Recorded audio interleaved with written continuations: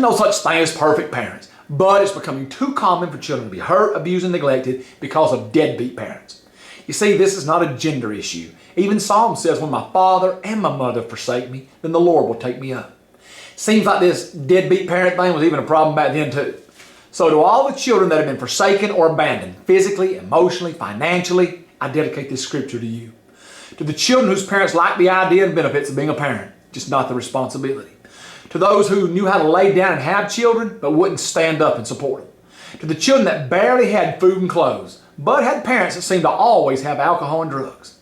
And to those that have two parents, but only one who does everything for you. To those children who were always put down and never encouraged.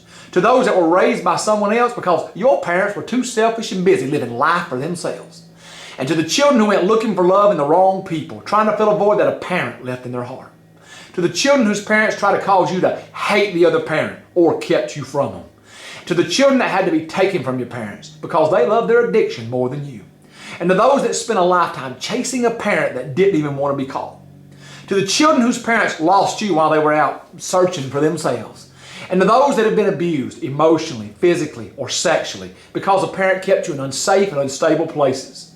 To the children who were mistreated and thrown aside every time your parent brought in the new man or woman of the month. And those that had their families split up because of a parent who was always searching for happiness in the arms of others. To the children whose parents pretend to be the perfect parents on social media. Look, you may have fooled everybody else, but your kids know the real you. And to the children who wish they had the Facebook versions of their parents instead of the real ones. To the children whose parents allowed you to make adult choices while still way too young. And to the children fortunate enough to have a loving step-parent that was better to you than your own blood. To the spoiled, disrespectful, and hateful children, you should have never gotten by with that. And to those sitting in prison because of a parent that failed to correct you, they deserve to be in there with you. And to those that have never been introduced to Jesus Christ and shown through example how to serve God.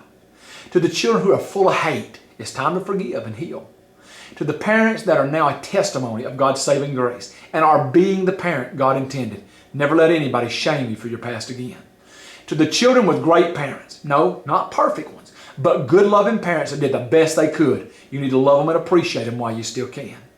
Listen, we're all going to be judged by God how we treated and raised these little ones. And Jesus said to those that hurt His children of any age that it would be better for you to be violently dragged to the bottom of the ocean and drowned than have to face Him on Judgment Day.